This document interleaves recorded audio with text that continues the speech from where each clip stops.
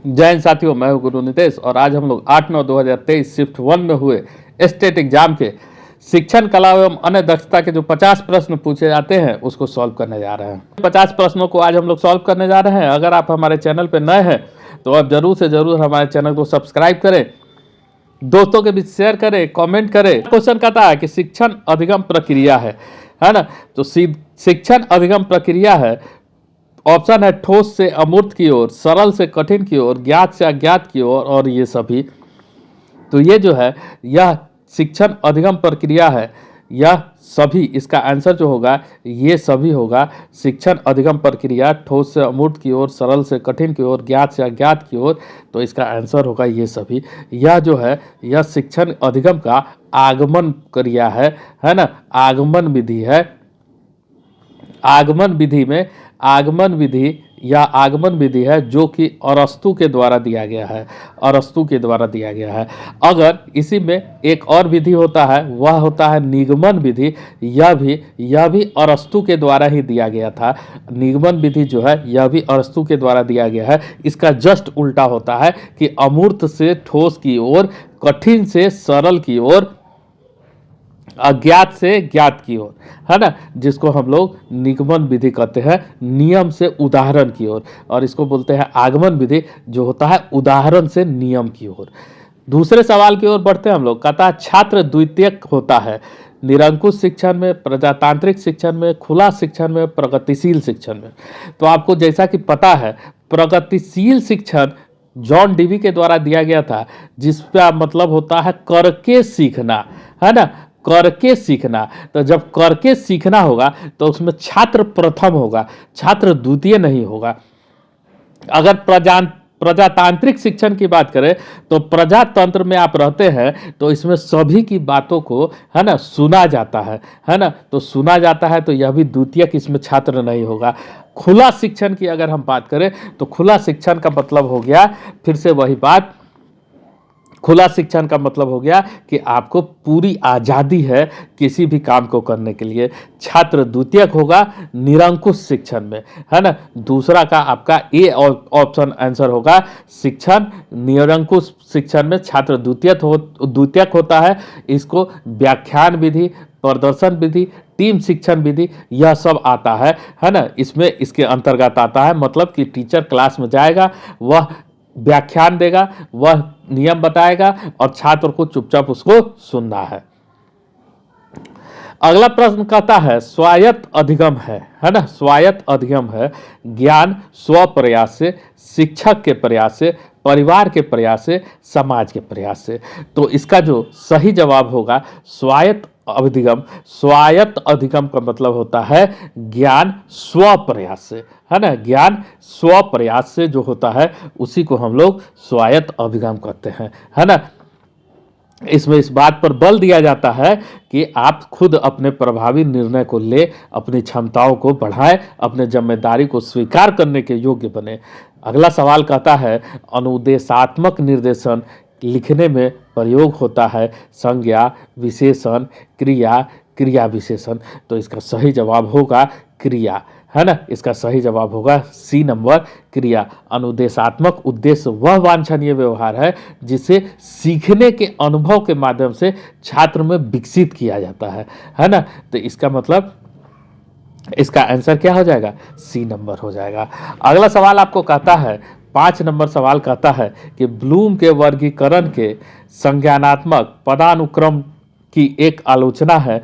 न्यूनतम स्तर अनावश्यक, व्यापक रूप से क्रिया का पदानुक्रम शिक्षण दर्शन की रीढ़ नहीं है, उपरोक्त सभी। तो इसमें 5वां का आपका जो जवाब होगा वह होगा न्यूनतम स्तर अनावश्यक, है ना। जैसा कि पता है आपको कि ब्लूम का जो वर्गीकरण होता है वह संज्ञानात्मक पदानुक्रम का एक आलोचना क्या हो जाएगा कि न्यूनतम स्तर अनावश्यक, है ना। ब्लूम शिक्षा को बांटा है 6 डिफरेंट टाइप में, है ना, 6 अलग अलग भागों में उसको बांट दिया है। 1 2 3 4 5 6 भाग में। पहला भाग में यहाँ पे आपको आता है ज्ञान, है ना, उसके बाद आता है समझ, है ना, अनुप्रयोग, इसके बाद अनुप्रयोग, है ना, उसके बाद विश्लेषण, है ना, उसके बाद संश्लेषण, संश्लेषण, है ना, और फिर मूल्यांकन, है ना, फिर आता है मूल्यांकन। तो ये 6 भागों में बांट दिया गया। अगला कहता है कि आगमन विधि है। अभी आपको आगमन विधि पता है ना, आगमन विधि किसके पर केंद्रित होगा? आगमन विधि में उदाहरण देके नियम को समझाया जाता है। तो इसका मतलब आगमन विधि शिक्षार्थी पर केंद्रित होगा, विद्यार्थी पर केंद्रित होगा। आगमन विधि से हमेशा शिक्षार्थी लाभार्थी होता है। और हमेशा याद रखिएगा कि आगमन विधि अधिक समय लेता है, क्योंकि उसमें उदाहरण को बहुत व्यापक तरीके से समझाया जाता है। और इसी पर आपका तत्काल अगला सवाल भी आ गया कि आगमन विधि की एक त्रुटि है। तो आगमन विधि की क्या त्रुटि है? तो आगमन विधि अधिक समय लेता है। अभी हमने आपको बताया कि आगमन विधि अधिक समय लेता है ना। यह शिक्षण के लिए सबसे उपयुक्त नियम है। लेकिन हर बार अगर आपको हमेशा हमेशा आपको जब किसी बात पर उदाहरण को समझाया जाएगा तो क्या हो जाएगा कि वह आपका टाइम टेकिंग प्रोसेस हो जाएगा। अगला सवाल कहता है कि निगमन विधि का क्या लाभ है ना। अगला सवाल कहता है कि निगमन विधि का क्या लाभ है। तो आपको पहले भी बताए थे, निगमन विधि दिया था कौन? अरस्तु दिया था, है ना। ऑप्शन देखते हैं, सभी विषयों में प्रयोग संभव है। तो एकदम सभी विषयों में प्रयोग संभव है, एकदम कहीं कोई दिक्कत नहीं है। उच्च स्तर के लिए उचित है, तो एकदम सही बात है, उच्च स्तर के लिए उचित है।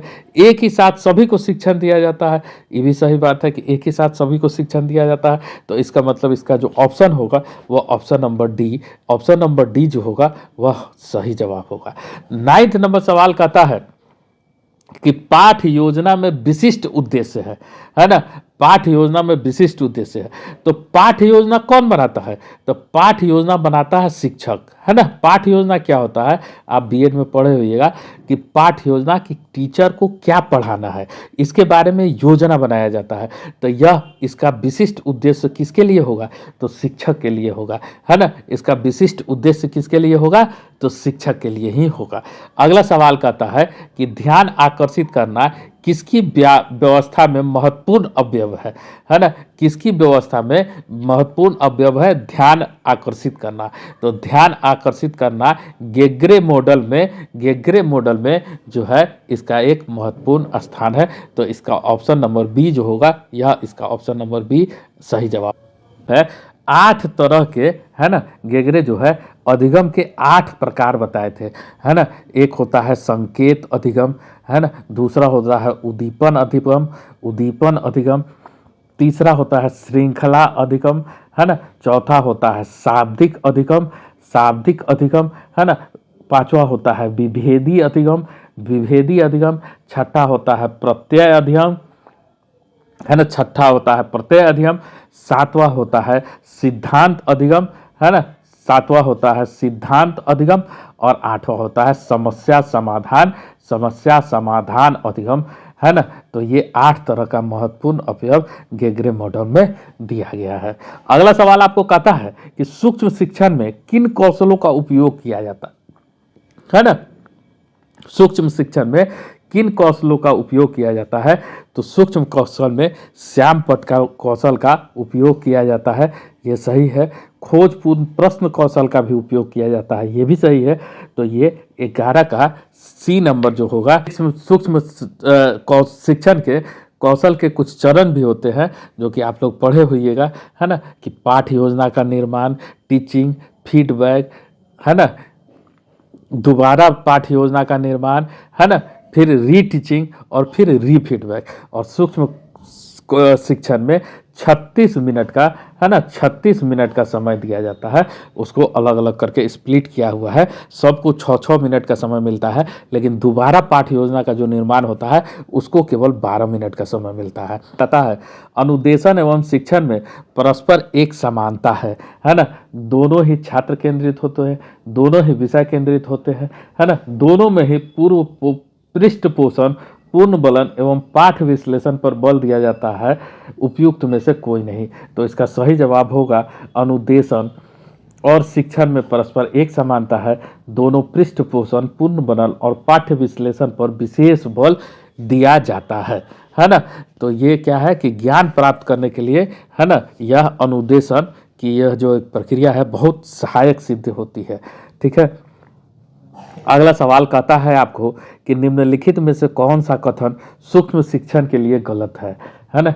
निम्नलिखित में से कौन सा कथन सूक्ष्म शिक्षण के लिए गलत है। एक शिक्षक प्रशिक्षण अवधारणा, यह शिक्षक के आत्मविश्वास को कम करता है, यह रचनात्मक पृष्ठपोषण प्रदान करता है, उपयुक्त में से कोई नहीं। तो सूक्ष्म शिक्षण के लिए गलत आपसे पूछ रहा है कि गलत कौन सा है, तो बी नंबर इसका गलत होगा कि यह शिक्षक के आत्मविश्वास को कम करता है, यह शिक्षक के आत्मविश्वास को कम करता है, यह गलत स्टेटमेंट है। तो 13 का आंसर हो जाएगा बी, है ना।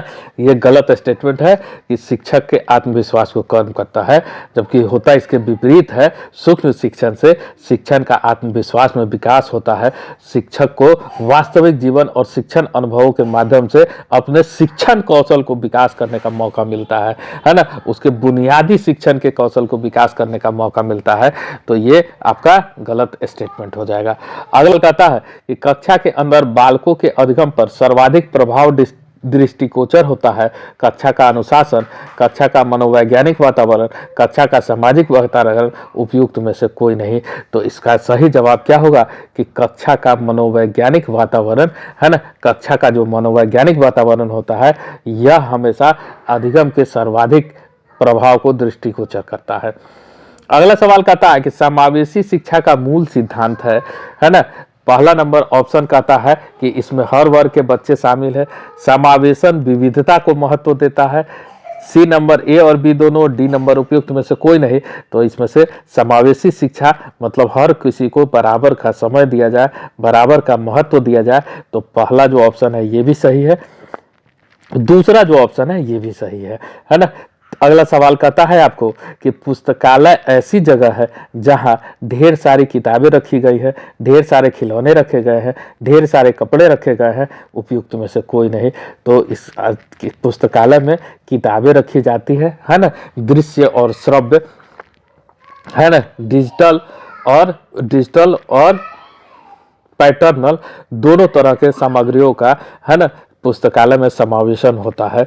तो ये आपको पता है। निम्नलिखित में से कौन सा एक पुस्तक का प्रकार है ना।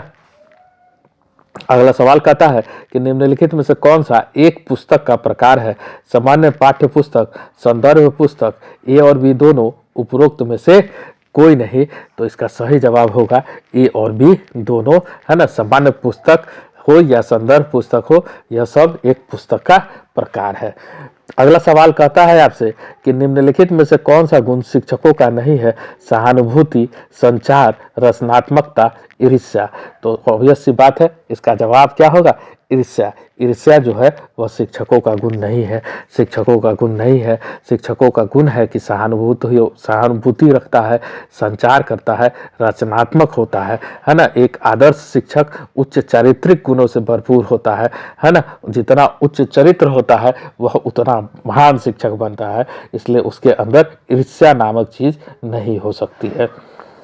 अगला सवाल कहता है कि एक शिक्षक के निम्नलिखित में से कौन सा व्यक्तिगत गुण शिक्षण को प्रभावित करता है ना। संवेदनशीलता, प्रबंध क्षमता, सामाजिक कौशल, इनमें से कोई नहीं। तो इसका सही जवाब होगा संवेदनशीलता, है ना। हर शिक्षक को एक संवेदनशील नागरिक होना चाहिए। वह जितना ज़्यादा संवेदनशील होगा वह देश समाज के प्रति, विद्यार्थी के प्रति उतना जागरूक होगा। जो भी बौद्धिकता या भावनात्मक क्षमताएं होती है वह सब संवेदनशीलता से ही किसी के अंदर आता है। अगला सवाल कहता है कि उच्च शिक्षा में शिक्षक की क्या भूमिका होती है। छात्रों में स्व अध्ययन को बढ़ावा देना, छात्रों को जानकारी प्रदान करना, छात्रों की समस्या को हल करने में मदद करना, उपरोक्त में से कोई नहीं। तो इसका सही जवाब होगा छात्रों के स्व अध्ययन को बढ़ावा देना, है ना। उच्च शिक्षा में हमेशा स्व अध्ययन पर बढ़ावा दिया जाता है ताकि बच्चे सोचे, कार्य को करे, अभ्यास करे, आगे बढ़े और उनके अंदर जिज्ञासा पैदा हो, है ना। वह रचनात्मक चीजों का निर्माण कर सके। अगला सवाल कहता है कि मूल्यांकन प्रक्रिया संबंधित है संपूर्ण अधिगम प्रक्रिया से, परीक्षा से, जांच से, मापन से। तो है ना, तो मूल्यांकन का मतलब होता है, आप जानते होइएगा NEP 2020 से ही मूल्यांकन क्या होता है, अब अटेंडेंस पे भी नंबर मिलता है, अब प्रेजेंटेशन पे भी नंबर मिलता है ना, अब क्लास में आप कितना एक्टिव है उस पर भी नंबर मिलता है। तो इसका मतलब क्या है कि मूल्यांकन का जो प्रक्रिया है वह संपूर्ण अधिगम प्रक्रिया पर निर्धारित करता है। अगला कहता है कि निम्नलिखित में से कौन सा मूल्यांकन का उपकरण नहीं है ना, तो मूल्यांकन का उपकरण जो है वह प्रोजेक्ट रिपोर्ट नहीं है। प्रोजेक्ट रिपोर्ट जो है वह मूल्यांकन का उपकरण नहीं है। यह क्या होता है कि मूल्यांकन प्रश्नावली से, श्रेणी मापन से, छात्रों से निर्मित वस्तुओं से, अवलोकन से, साक्षात्कार से इत्यादि से मूल्यांकन किया जाता है। प्रोजेक्ट रिपोर्ट जो है वह मूल्यांकन का उपकरण नहीं है। अगला कहता है कि पोर्टफोलियो एक उपकरण है छात्रों के काम का संग्रह समय अवधि में, छात्रों का अंक का संग्रह समय अवधि में, छात्रों के ग्रेड का संग्रह समय अवधि में, उपरोक्त में से सभी। तो इसका सही जवाब होगा, जो पोर्टफोलियो होता है वह छात्रों के काम का संग्रह समय अवधि में करता है ना। पोर्टफोलियो भी मूल्यांकन का, उसमें मूल्यांकन के बारे में जिक्र नहीं होता है ना, उसके प्रगति, कौशल, उपलब्धि, है ना, इन सभी चीजों को पोर्टफोलियो में शामिल किया जाता है। अगले सवाल की तरफ हम लोग बढ़ते हैं। अगला सवाल कहता है कि खेल कूद का प्रायोजन है शारीरिक विकास, नैतिक विकास, ए और बी दोनों, इनमें से कोई नहीं। तो इसका सही जवाब होगा सी नंबर, खेल कूद प्रायोजन का, है ना, शारीरिक और नैतिक दोनों विकास के लिए है ना, दोनों विकास के लिए है। यह छात्र के मनोवैज्ञानिक विकास भी करता है, साथ ही साथ यह एक सामाजिक विकास करता है। छात्रों में नेतृत्व करने की क्षमता आती है, अनुशासन आता है, दृढ़ता आती है, सहनशीलता आती है ना, एक दूसरे के प्रति सहयोग की भावना जागृत होती है। तो खेल कूद का जो प्रायोजन है वह नैतिक विकास भी करता है और शारीरिक विकास भी करता है। अगले सवाल की तरफ बढ़ते हैं। मनोवैज्ञानिक आधार निम्नलिखित को ध्यान में रखते हुए पाठचर्या विकास में अपनी भूमिका निभाता है। छात्र संवेदना, छात्र की प्रकृति, छात्र की खुशी, छात्र की जरूरत।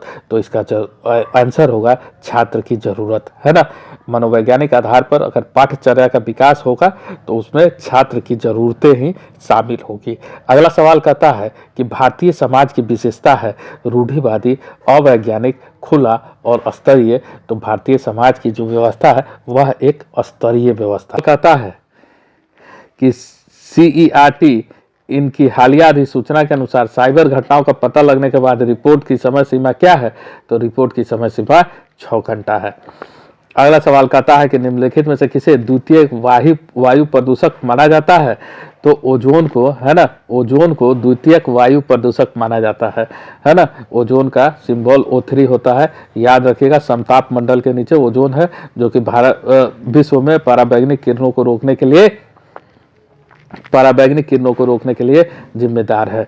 अगला कहता है कि ठोस कचरे को जलने की अनुशंसा नहीं की जाती है क्योंकि यह बहुत महंगा होता है, यह बहुत ही जगह होता है, इसमें बहुत अधिक आधुनिक तकनीकों की आवश्यकता होती है, इससे कई पर्यावरणीय मुद्दों का कारण बनता है। तो इसका जो चौथा नंबर जो होगा कि यह कई पर्यावरणीय कारणों का मुद्दा बनता है ना, कि जब आप कचरा को जलाइएगा तो CO2 बनेगा, SO2 बनेगा, NO2 बनेगा, CO बनेगा, तो और ज़्यादा प्रदूषण को पैदा करेगा। भारी वर्षा वाले क्षेत्र जैसे असम में रहने वाले लोगों के घर किस प्रकार के होना चाहिए, तो यहाँ के घर किस प्रकार के होना चाहिए, तो ढलुआ छत का होना चाहिए। बांस के खंभों पर ढलुआ छत होने चाहिए, क्योंकि बारिश होगा तो पानी अगर टिकेगा तो छत खराब हो जाएगा। अगला सवाल कहता है कि निम्नलिखित देश की अर्थव्यवस्था की सबसे बड़ी वार्षिक CO2 उत्सर्जन के लिए जिम्मेदार है, तो सर्वाधिक CO2 के लिए जिम्मेदार है USA और चीन, ये दोनों जिम्मेदार है सबसे ज्यादा CO2 उत्पादन के लिए। आपको पता होगा कि भारत कार्बन जीरो की तरफ बहुत तेजी से आगे बढ़ रहा है। आगे कहते हैं कि भारत में निम्नलिखित में से किस क्षेत्र में राजहंस घोंसला बनाने के लिए बड़ी संख्या में आते हैं, तो कच्छ के रण में आते हैं, है ना।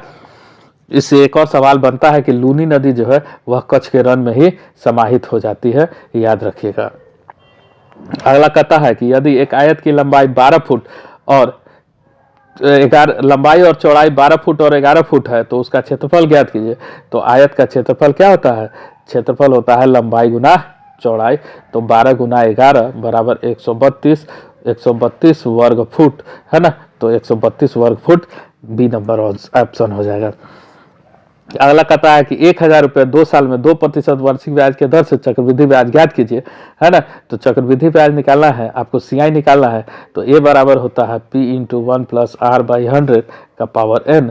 तो इसका मतलब यहाँ P बराबर दिया है 1,000, 1 + 2/100 का पावर 2।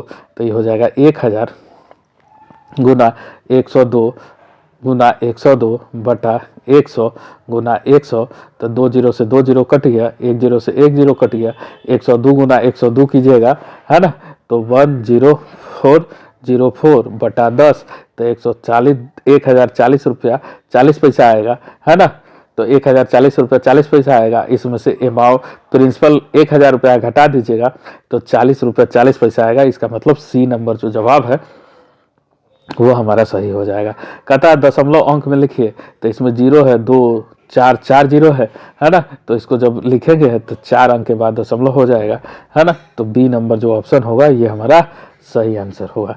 कहता है जब किसी संख्या को 893 से विभाजित किया जाता है तो शेषफल 193 आता है। तो 47 से विभाजित करने पर तो जो शेषफल है बस उसी को 47 से विभाजित कर दिए, है ना। 4 चौक 4 से भागा चला जाएगा, 7 चौका 28, 4 चौका 16, 17, 18, 13 में से 8 गया, 8 5 13, आंसर हो गया 5।